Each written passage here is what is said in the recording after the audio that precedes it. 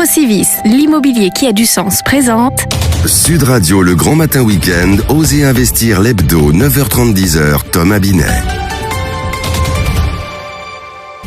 Nous nous retrouvons pour le 73e numéro d'Osez investir l'hebdo de l'investissement réussi. Bonjour Thomas Binet. Bonjour Philippe. Quel sujet allez-vous aborder cette semaine, Thomas ? Eh bien, détecteur de fumée comme innovation de la semaine. Nous recevrons ensuite Céline Mahinck, dirigeante d'Eden Finance, courtier conseil en gestion de patrimoine.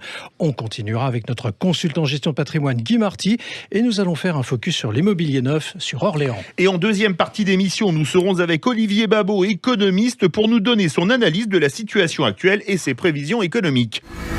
TheLog.fr, la plateforme qui vous simplifie la log, présente Sud Radio, Osez investir, la clé de la semaine.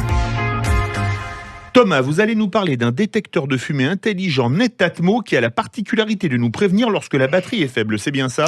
Exactement Philippe, parce qu'entre les alertes de batterie faible, l'oubli de votre toast dans votre grille-pain le dimanche matin et l'alarme qui sonne alors que vous n'êtes pas chez vous, voire quand vous dormez, les détecteurs de fumée nous donnent envie de les étouffer sous un oreiller.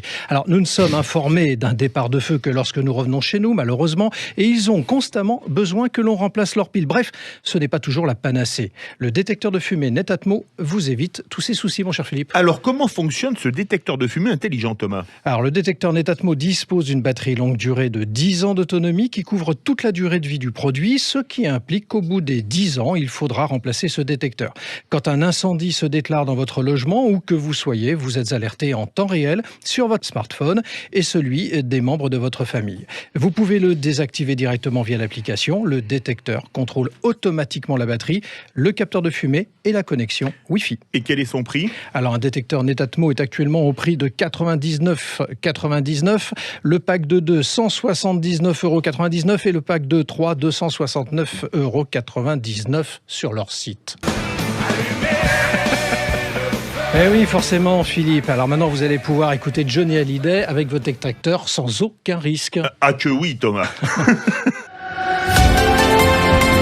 Sud Radio, Osez investir. Notre invité cette semaine est Céline Mahinck, dirigeante d'Eden Finance, courtier conseil en gestion de patrimoine. Oui, Philippe, Eden Finance est un courtier conseil en gestion de patrimoine, investissement financier, opérations de banque, assurance et spécialiste de l'immobilier et du crowdfunding. Et c'est pour parler financement participatif que nous vous recevons dans Osez investir. Bonjour Céline Mahinck. Bonjour. Merci de votre invitation. Céline Mahinck, en quelques mots, c'est quoi le crowdfunding ou financement participatif pour expliquer à nos auditeurs ? Alors, ça peut être assimilé à un tour de table immobilier, c'est-à-dire que vous êtes aux côtés d'un promoteur, mais l'opération est plus avancée que dans un tour de table normal et vous prêtez de l'argent au promoteur pour qu'il puisse soit refinancer ses fonds propres et enclencher une nouvelle opération. Ou alors, vous êtes comme une banque et vous prêtez de l'argent également au promoteur pour qu'il puisse, ou au marchand de biens, pour qu'il puisse avancer dans son projet. Alors, le crowdfunding est répandu dans d'autres pays que le nôtre. Ce n'est pas encore très connu en France. C'est aussi pour ça qu'on vous invite. Est-ce que vous sentez que le public français devient réceptif ou est méfiant de ce système ? Alors, on peut dire vraiment que l'année 2020 a consacré le crowdfunding immobilier comme une classe d'actifs à part entière. C'est-à-dire qu'il a su... Alors, il est né on va dire que les toutes premières plateformes ont commencé à faire du crowdfunding immobilier en 2012-2013. Première réglementation en 2014, suivie de plusieurs autres vagues de réglementation. Or, on voit que à chaque fois qu'il y a une réglementation dédiée à un métier, ça l'aide à grandir. C'est comme si on donnait la main à un petit enfant pour grandir. Et donc, on a vu ce crowdfunding se développer. On commence donc à avoir pas mal de perspectives de prise de recul. Ça fait 4, 5, 6 ans pour certaines plateformes. Et puis 2020 a vraiment montré un crowdfunding qui a répondu présent.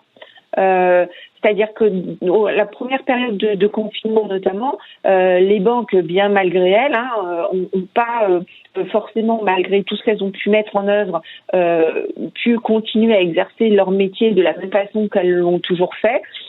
Et il y a des porteurs de projets qui ont besoin de financement de façon rapide et pour que ça continue. Et là, le crowdfunding était vraiment bien présent. Donc, classe d'actifs à part entière et les gens commencent vraiment bien à le percevoir. Alors, qui peut être intéressé par ce type de placement? Bref, quel est votre client type dans ce type d'opération? Alors c'est rigolo parce qu'il n'y a pas de profil type en termes d'âge où il y a des très jeunes, il y a des personnes plus matures, il y a un peu toutes les catégories socio-professionnelles. Je dirais qu'il faut avant tout être capable d'accepter du risque parce que quand on vous promet un rendement aux alentours de 9 points, il faut bien évidemment considérer que vous avez un risque qui est lié à cette promesse de rendement. Est-ce qu'il y a des points de vigilance que l'on doit avoir quand on fait ce type d'opération? Alors, oui, il y a un risque de perte en capital, un risque d'illiquidité de l'argent qui a été confié à la plateforme pour un projet défini.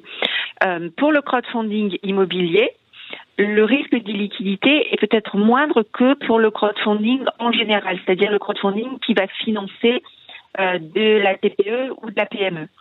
Parce qu'une fois que le porteur de projet immobilier a bouclé son projet, son but primaire, c'est de vendre ce qu'il a réalisé. Et donc, une fois que c'est vendu, il n'a aucun intérêt à garder l'argent et à ne pas le rembourser. Merci Céline Mahinck, et je rappelle que vous êtes la dirigeante d'Eden Finance, courtier, conseil en gestion de patrimoine. Sud Radio Oser Investir. Nous retrouvons notre consultant en gestion de patrimoine et fondateur de pierrepapier.fr, Guy Marty. Oui, nous venons parler de crowdfunding immobilier. Guy, ne me dites quand même pas que vous avez une anecdote historique sur ce sujet. Je vais vous surprendre, mon cher Thomas. Allez-y. Figurez-vous qu'au Moyen-Âge, pour la construction des cathédrales, la richesse des évêques et de quelques grands de l'époque était loin de suffire. Il a donc fallu faire appel au peuple. En échange des sommes que les gens voulaient bien donner, la rentabilité qu'on leur proposait était en bonheur pour la vie éternelle. Un investissement un peu particulier, certes, mais un investissement quand même. Et dites-moi, la traduction de crowdfunding, c'est bien le financement par le peuple, non? Oui, paraît-il. Mais reconnaissez, Guy, qu'avec les cathédrales, on est quand même dans un immobilier un peu particulier. Eh bien, pour l'immense chantier de la reconstruction de Paris par le baron Haussmann, sous Napoléon III, le financement par l'État n'était pas suffisant. Les frères Pereire eurent alors l'idée de lancer des sociétés pour acheter des terrains, les aménager, puis construire des immeubles et les conserver en gestion. Ils ont fait appel à la bourse, qui était la technique de financement de l'époque. Une foule d'investisseurs les ont suivis. C'était bien le financement immobilier par la multitude, donc du crowdfunding. Moyen-Âge, 19e siècle. Vous savez quand même qu'on est au 21e siècle, mon cher Guy. 21e. Bon, je vais revenir au 20e. C'est à chaque fois une affaire de nouvelles techniques. Dans les années 60, par exemple, la mode naissante, était au marketing par coupon-réponse. C'est comme ça que sont nées les toutes premières SCPI, Sociétés Civiles de Placement Immobilier, en s'adressant à la multitude des lecteurs de journaux, crowdfunding, immobilier. Ce que je veux dire, en fait, c'est que le financement par la foule est vieux comme la finance. Il mute sans cesse, avec les nouvelles possibilités offertes par le numérique. Il mute une nouvelle fois. Et pour que ce sonne nouveau, on lui donne le mot de crowdfunding. Merci Guy. ImmoStime, commercialisateur en immobilier neuf, présente Sud Radio Oser Investir Immo News. Thomas, nous sommes en compagnie de Fabio Mastroianni, directeur des filiales du groupe et du pôle promotion de Procivis Eure-et-Loir. Vous êtes promoteur installé sur Chartres et vous allez nous parler du marché du neuf à Orléans. Bonjour Fabio Mastroianni. Bonjour à tous. Comment se porte le marché du neuf sur Orléans et quelle est sa tendance actuelle ? Écoutez, Orléans, ville-centre, effectivement extrêmement dynamique avec un bassin d'emploi dense, extrêmement actif. On a remarqué que sur les 10 dernières années, par exemple, l'augmentation a été de 10%. Et sur les 2 dernières années, notamment 6,5%. On sait aussi que le niveau de prix il est en vérité 4 fois moins cher que celui sur la capitale, donc à 1 heure, et en particulier sur la gare d'Austerlitz. Les demandes sont considérables. On sait aussi qu'avec la fin du confinement et dans la crise sanitaire actuelle, les Parisiens sont attirés et Orléans participe à cela. Les entreprises qui, par exemple, viennent mettre leurs sièges sociaux, s'installer. Aujourd'hui, 14 programmes neufs en cours de commercialisation, donc un marché dynamique. Alors, au-delà de la situation de chacun, si je souhaitais faire un investissement, un placement sur la ville d'Orléans, vers quel type de bien devrais-je m'orienter ? Écoutez, moi en tout cas, je dirais que la typologie cible, c'est les studios, les types 2, voire les types 3, en tout cas les petites surfaces, toujours équipés des espaces extérieurs, balcons, terrasses, idéalement du stationnement. Les investisseurs se les disputent et les prix vraiment demeurent compétitifs. Les placements sont extrêmement rentables sur ce genre de typologie de petite surface. On sait aussi qu'avec la ligne de tramway, des villes vont avoir de la profitabilité. Par exemple, Olivet, qui peut également proposer ce genre de programme. Oui, Olivet qui est en périphérie d'Orléans. Si je veux investir dans le neuf sur Orléans, à quoi dois-je faire attention ? J'espère pas être le premier à l'avoir dit, mais je pense qu'il y a qu'une chose. Il n'y a qu'une chose qu'il faut privilégier, c'est l'emplacement.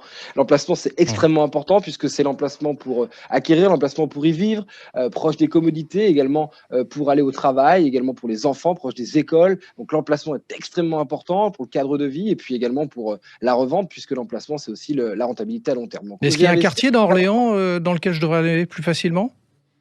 J'ai envie de dire l'hypercentre, le cœur de ville, mais si c'est pas le cas, voilà, juste tout proche, non loin des bords de la Loire. Toujours. Merci Fabio Mastroianni. Restez avec nous, on revient dans un instant avec le club Oser Investir et Olivier Babot, économiste, pour nous donner son analyse de la situation actuelle et ses prévisions. Sud Radio, le grand matin week-end, Oser Investir l'hebdo, 9h30, 10h, Thomas Binet. Avec Procivis, l'immobilier qui a du sens.